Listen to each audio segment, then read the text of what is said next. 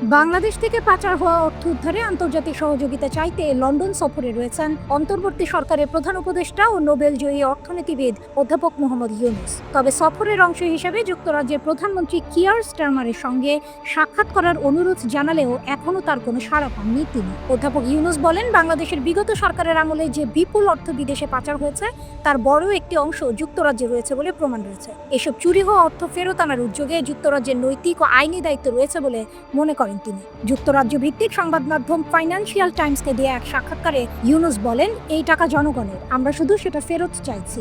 যুক্তরাজ্য সরকার অবশ্যই এই ক্ষেত্রে সহযোগিতা করতে পারে। তবে প্রধানমন্ত্রী স্টারমারের দফতর থেকে জানানো হয়েছে তার ইউনূসের সঙ্গে সাক্ষাৎ করার এখনো কোনো পরিকল্পনা নেই। বিষয়টি নিয়ে তারা আর কোনো মন্তব্যও করতে চাননি। অন্যদিকে ইউনূস জানিয়েছেন তিনি এখনো স্টারমারের সঙ্গে সরাসরি কোনো যোগাযোগ করতে পারেননি, যদিও তিনি আশাবাদী যুক্তরাজ্য শেষ পর্যন্ত বাংলাদেশকে সহায়তা করবে। তার ভাষায়, এটা তো চুরির টাকা, এটা ফেরত আসা উচিত। এই সফরের মূল লক্ষ্য ছিল যুক্তরাজ্য সরকারের কাছ থেকে আরও সক্রিয় সহযোগিতা পাওয়া। ইউনূস বলেন, ইতিমধ্যে কিছু সহযোগিতা মিলছে, তবে আমরা চাই আরও জোরালো ও কার্যকর সহায়তা।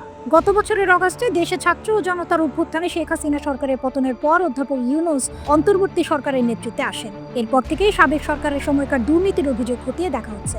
এই প্রক্রিয়ার অংশ হিসেবে যুক্তরাজ্যেও তদন্ত চলছে। এরই মধ্যে দুর্নীতির অভিযোগের জেরে চলতি বছরের জানুয়ারিতে ব্রিটিশ সরকারে সিটি মিনিস্টার পদ থেকে সরে দাঁড়াতে বাধ্য হন টিউলিপ সিদ্দিক। তিনি ছিলেন লেবার পার্টির নেত্রী এবং শেখ হাসিনার ভাগ্নে। তার বিরুদ্ধে আওয়ামী লীগ ঘনিষ্ঠ ব্যক্তিদের কাছ থেকে অবৈধ সম্পদ নেওয়ার অভিযোগ উঠেছে, যদিও টিউলিপ এসব অভিযোগ অস্বীকার করেছেন।